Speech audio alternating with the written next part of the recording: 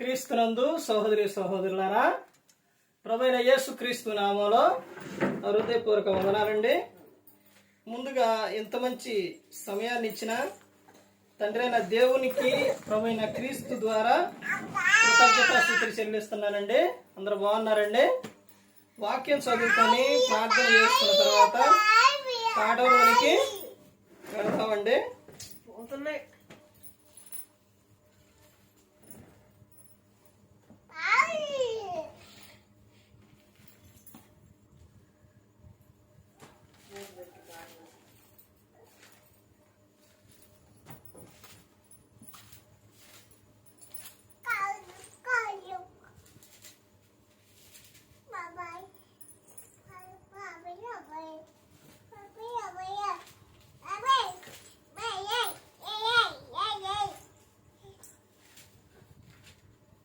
మత్తయి గారు రాసిన సువార్త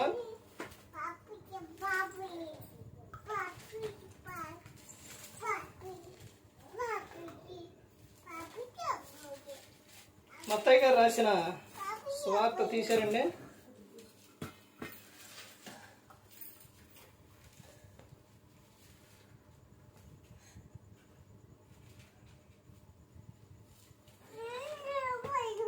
అధ్యాయం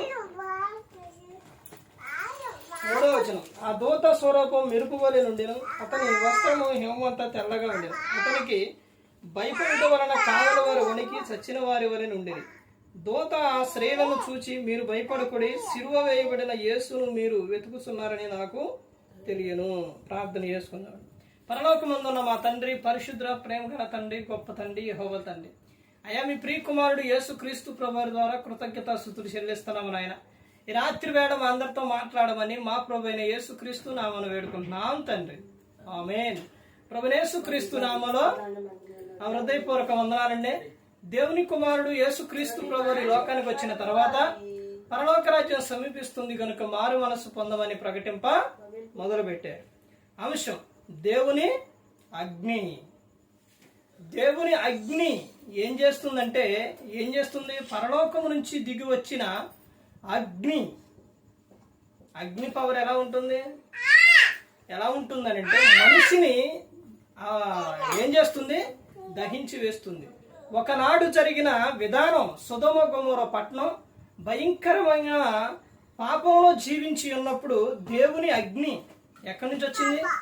ఆకాశం నుంచి గంధకాలతో వచ్చింది. ఆ అగ్ని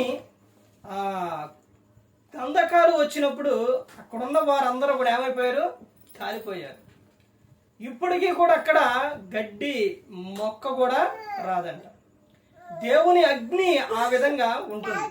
మొన్న దేవునికి స్థానం ఇవ్వకుండా, దేవుడు అంటే లెక్క లేకుండా ఉన్నప్పుడు అమెరికాలో ప్రాంతం ఏమైపోయింది? కాలిపోయింది. అసలు ఆ మంటలు ఆర్పడానికి కూడా ఎన్నో ఎక్విప్మెంట్ ఎంతో వచ్చినా కానీ వీలు పడలేదు. దేవుని మందిరము, తర్వాత దేవుని నమ్మిన క్రైస్తవుల ఇల్లు మాత్రం మిగిలింది. ఇంకేమన్నా మిగలలేదు. దేవుని అగ్ని. నువ్వు ఈ లోకంలో మనం ఏదన్నా అంటుకున్నా ఏదైనా కానీ ఆర్పాలంటే ఆరిపోతుంది. కానీ దేవుని అగ్ని, దేవుడు రప్పించినది అది ఆగాలంటే అది దేవుని వల్లే గాని మన దేవుడి వల్ల కూడా కాదు. దేవుని అగ్ని. ఇక మత్తయి గారు రాసిన సువార్త 28వ అధ్యాయంలో ఇక్కడ ఏమని చెప్తున్నారంటే, యేసుక్రీస్తు ప్రభువారు తిరిగి అంటే సిలువలో మరణించి తిరిగి లేచిన తర్వాత జరిగిన సందర్భం ఇక్కడ మనకు కనబడుతుంది. ఆ దూత స్వరూపం మెరుపు వలె నుండిను, అతని వస్త్రం ఏమంత తెల్లగా ఉండిను, అతనికి భయపడటం వలన కావలి వారి వణికి చచ్చిన వారి వలె నుండిరి. దూత ఆ స్త్రీలను చూచి, మీరు భయపడకుడి, సిలువ వేయబడిన యేసును మీరు వెతుకుతున్నారని నాకు తెలియను. ఎవరిని ఎదుగుతున్నారంట? సిలువ వేయబడిన యేసును వెతుకుతున్నారు. ఎందుకు ఆయన్నే ఎతకాలి అని అంటే మనకు ఆయనే ఆధారం, మనకు ఆయనే. ఈ రోజున చూడండి, యేసుక్రీస్తు ప్రభువారిని నమ్ముకున్న వారిలోని క్రీస్తు కనబడట్లేదు. దేవుని ఉగ్రత అది ఎలా ఉంటుందని ప్రతి ఒక్కరు కూడా గమనించుకోవాల్సిన విషయం ఏంటంటే, ఇదిగో ఆయన ఉగ్రత అనేది ఎలా ఉంటుందంటే భయంకరంగా ఉంటుంది. అర్థమవుతుందంటే చాలా భయంకరంగా ఉంటుంది. పేతురు గారు రాసిన పత్రికలోనే యేసుక్రీస్తు ప్రభువారు ఎప్పుడు వస్తారని వాళ్ళు అడిగినప్పుడు పేతురు గారు చెప్తున్న విషయం ఏంటంటే, ఇదిగో ఆయన వచ్చేటప్పుడు ఆ రాకడ సూచనలు ఆ సమయం అది ఎలా ఉంటుందో తెలుసండి. చూడండి, పేతురు గారు రాసిన రెండో పత్రిక 3వ అధ్యాయం 8వ వచనం నుంచి చూస్తే, ప్రియులారా, ఒక సంగతి మరిచిపోకుడి, ఏమనగా ప్రభు దృష్టికి ఒక దినము 1000 సంవత్సరముల వలె 1000 సంవత్సరములు ఒక దినం వలె ఉన్నవి. కొందరు ఆలస్యమని ఎంచుకున్నట్లు ప్రభు తన వాగ్దానమును గురించి ఆలస్యం చేయవాడు కాడు గాని, ఎవడును నశింపవలనని ఇచ్చింపక అందరూ మారు మనసు పొందవలనని కోరుచు మీ ఎడల దీర్ఘశాంతం గలవాడై ఉన్నాడు. అందరూ అంతటా ఏం పొందారంట? మారు మనసు పొందాలి అని ఆయన ఏం చూపిస్తుండో దీర్ఘశాంతం చూపిస్తుంది. ప్రతి ఒక్కరు కూడా మారు మనసు పొందాలి, లోకం విడిచండు పరలోకం చేరాలని యేసుక్రీస్తు ప్రభువారు ఈ లోకానికి వచ్చి ఉన్నారు. తర్వాత ఇంకా ఏమని చెప్తున్నారు చూడండి, అయితే ప్రభు దినం దొంగ వచ్చినట్లు వచ్చును, ఆ దినమున ఆకాశమును మహాధ్వనితో గతించిపోవును, పంచభూతముల మిక్కటమైన వేండ్రముతో లయమైపోవును, భూమియు దాని మీద ఉన్న కృత్రిములను కాలిపోవును. దేవుని అగ్ని చూశారండి, ఏమైపోతుంది? భూమి మీద ఉన్న మొత్తం కూడా ఏమైపోతాయి? కాలిపోతాయి అంట. కాలిపోతాయి మొత్తం. యేసుక్రీస్తు ప్రభువారు రాకడ సమయంలో అంత కాలిపోతుంది. ఆయన శిలువలో మరణించినప్పుడే దేవాలయపు తెర వేలుగులు నెట్టినా కానీ పడదంట. అలాంటిది ఆయన చనిపోగానే ఏమైపోయింది? మధ్యకు చినిగిపోయింది. దేవుడు చెబితే ఏదైనా కానీ, దేవుడు అసలు మాట సెలవిస్తే సార్ ఏదైనా ఇదైపోయినాడు. ఎరుకో గోడలు ఏమైపోయినాయి? వాళ్ళు అసలు ఎంత ఇదిగా కట్టుకున్నారు, ఇది కట్టుకున్న ఇరుకో గోడలు ఏమైపోయినాయండి? గొప్ప గూలిపోయినాయి. దేవుని ముందు ఏది కూడా ఆగదు. ఆయన మహాశక్తివంతుడు. ఏమైపోతే ఆయన వచ్చేటప్పుడు, ఆయన యేసుక్రీస్తు ప్రభువారు రాకడ సమయంలోని ఆయన వచ్చేటప్పుడు మొత్తం కూడా ఏమైపోతే లయమైపోతాయి, కాలిపోతాయి అంట మొత్తం. తర్వాత ఇంకా ఏమని చెప్తున్నారు చూడండి, ఇవన్నీ ఇట్లో లయమైపోవునవి గనుక ఆకాశములు రగులుకొని, ఏమనంట? ఆకాశాలు ఏమైతాయి అంట? రగులుకుంటాయి అంట.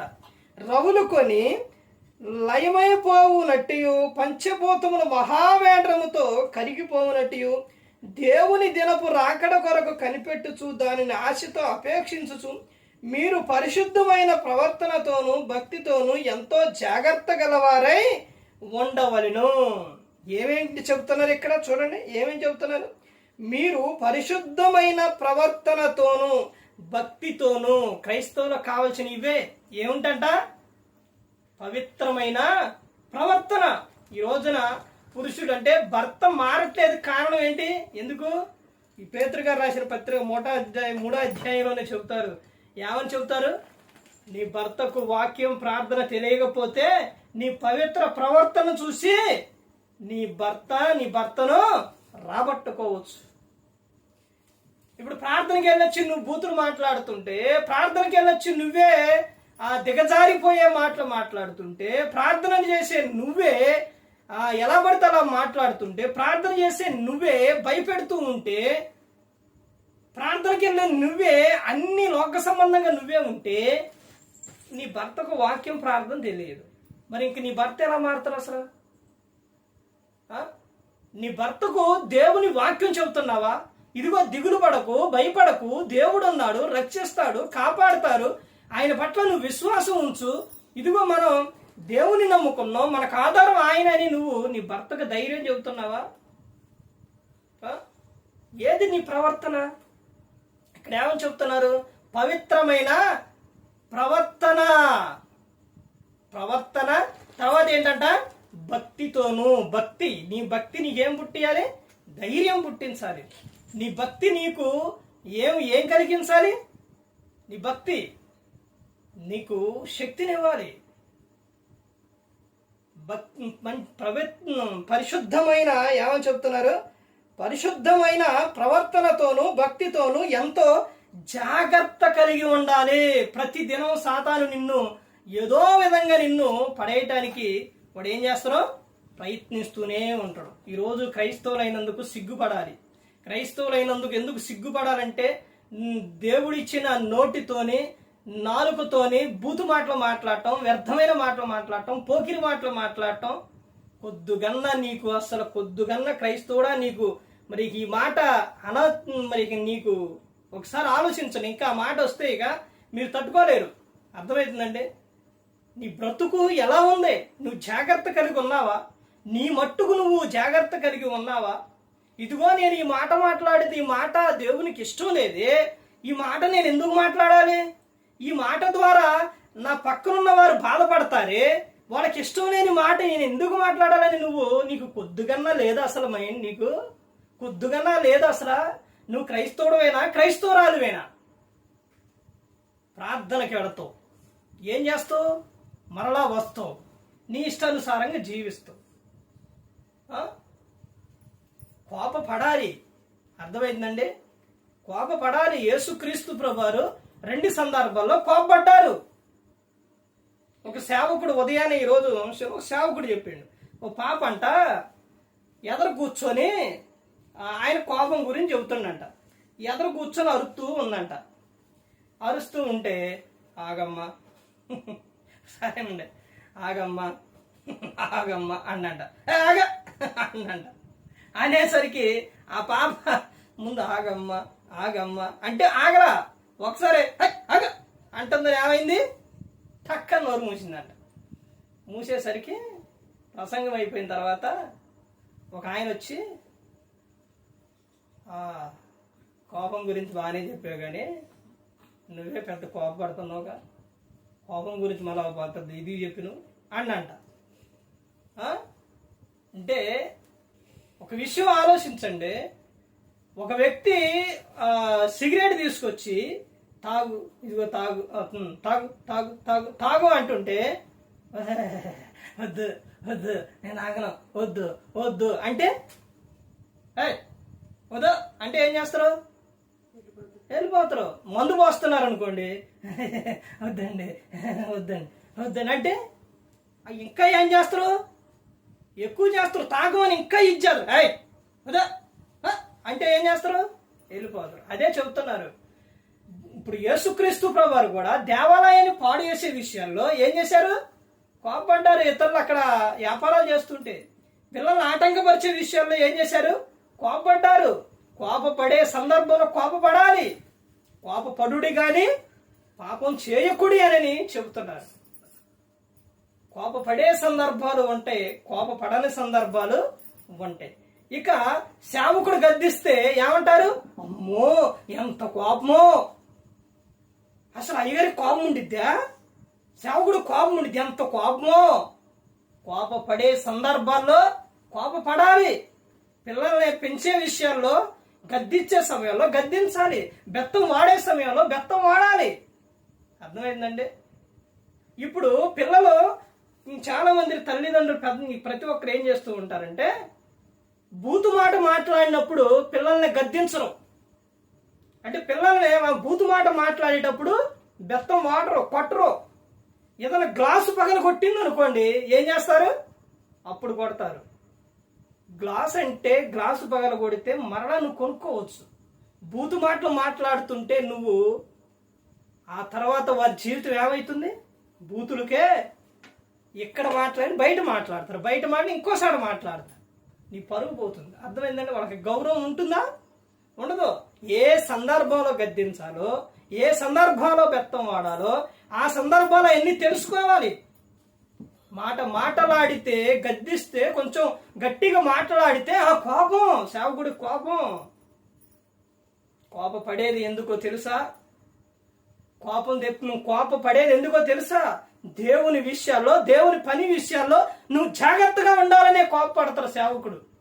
యేసుక్రీస్తు ప్రభువారు కూడా అదే చేశారు. ఇక్కడ ఏమని చెబుతున్నారు?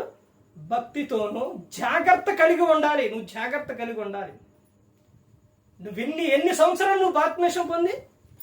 ఎన్ని సంవత్సరాలు నువ్వు ఎన్ని మంచి మాటలు మాట్లాడావు? ఎన్ని బూతు మాటలు మాట్లాడావు? లెక్కేసుకోసారి, గమనించుకోవాలి ప్రతి ఒక్కరు. తర్వాత ఇంకా ఏమని చెప్తున్నారు చూడండి, 13వ వచనం. ఆయనను మనం ఆయన వాగ్దానం బట్టి క్రొత్త ఆకాశముల కొరకును క్రొత్త భూమి కొరకును కనిపెట్టుచున్నాము, వాటి యందు నీతి నివసించును. ఏమి నివసిస్తుందంట? వాటి యందు నీతి నివసించును. 14వ వచనం చెబుతున్నారు, ప్రియులారా వీటి కొరకు మీరు కనిపెట్టువారు గనుక శాంతము గలవారై ఆయన దృష్టికి నిష్కళంకులు గాను నిందారహితులు గాను కనబడినట్లు జాగ్రత్త పడుడి. ఏం పడాలంట? జాగ్రత్త పడుడి. నువ్వు అన్ని విషయాల్లో ఏమవ్వాలి? జాగ్రత్త కలిగి ఉండాలి. నీ నడక విషయాల్లో, నీ చూపు విషయాల్లో, నీ మాట విషయాల్లో, అన్ని విషయాల్లో జాగ్రత్త కలిగి ఉండాలి. ఒక సామెత ఉండేది, ఏంటి పెద్దలు చెప్తారు, ఏంటి, కాలు జారినా తీసుకోవచ్చు కానీ నోరు జారితే తీసుకోలేరంట. కాలు జారుతూ ఉంటే ఇంకో కాలు పెట్టి ఏం చేస్తావు? వెనక్కి తీసుకుంటావు, అరే జారిపోతుందని. అదే ఒక మాట నువ్వు వదులు, ఒక వ్యక్తిని బాధపడే మాట అను, వెనకొస్తుందా? రాధిక. అందుకని నువ్వు అన్ని విషయాల్లో ఏముండాలంట? జాగ్రత్త కలిగి ఉండాలి. నీ భక్తి విషయాల్లో నువ్వు భక్తి చేస్తూ, నువ్వు భక్తి పరుని భక్తిరాలంటూ నీ నోటికి కళ్ళెం పెట్టుకోకపోతే నీ భక్తి అంతా వ్యర్థమేనని యాకోబు గారి పత్రికలో చెబుతున్నారు. తర్వాత ఇంకా ఏమని చెబుతున్నారు, మరియు మన ప్రభు యొక్క దీర్ఘశాంతము రక్షణార్థమైనదని ఎంచుకోండి. ఎందుకు దీర్ఘశాంతం చూపిస్తాడు? ఎందుకు చూపిస్తానండి దీర్ఘశాంతం అందరి పట్ల? రక్షణ కొరకు. ప్రతి ఒక్కరూ రక్షణ పొందాలి. రక్షణ పొంది ఈ లోకం విడిచినప్పుడు పరలోకానికి చేరాలి అని యేసుక్రీస్తు ప్రభువారు ఏం చేస్తున్నారు? దీర్ఘశాంతం చూపిస్తున్నారు. ఇప్పుడు మొదలు పెట్టిన పేతురు గారి పత్రిక 2వ పత్రికలోని 3వ అధ్యాయంలో ఆయన చూపిస్తుంది ఏంటి అని అంటే, అందరి పట్ల దీర్ఘశాంతం. ఒక మారు మనసు పొందాలి, నువ్వు రక్షణ పొందాలి, లోకం విడిచినప్పుడు పరలోకానికి చేరాలి అని ఆయన కోరుకున్నారు. ఎందుకంటే దహించబోయే అగ్ని ఉంది, భయంకరమైన అగ్ని ఉంది. ఆయన ఉగ్రత ముందు నువ్వు తట్టుకోలేవు. అందుకని అందరి పట్ల యేసు క్రీస్తు ప్రభువు ఏం చూపిస్తున్నారు? దీర్ఘశాంతం, నువ్వు రక్షణ పొందాలనే. అపోస్తలుడైన పౌలు గారు చెబుతారు, నా బంధువులు, రక్త సంబంధులు, నా సహోదరు వీళ్ళందరూ కూడా వాళ్ళకే బాధ కలిగిన, వాళ్ళకి రోషం పుట్టించి వారిని రక్షించాలి, కొందరిని రక్షించాలని అపోస్తలుడైన పౌలు గారు చెబుతారు. ఒక వ్యక్తిని రక్షించే విధంగా ఉండాలి మన ప్రవర్తన, మన మాట ఆ విధంగా ఉండాలి. ఒక వ్యక్తిని రప్పించే విధంగా ఉండాలి, అంతే ఉండాలి. కానీ ఒక వ్యక్తి నీ నుంచి దూరం అయిపోయే విధంగా నీ ప్రవర్తన ఉండకూడదు. అందుకని యేసుక్రీస్తు ప్రభువు ఏం చూపిస్తున్నారంటే, మన పట్ల, అందరి పట్ల, ప్రతి ఒక్కరి పట్ల దీర్ఘశాంతం ఆయన చూపిస్తూ ఉన్నారు.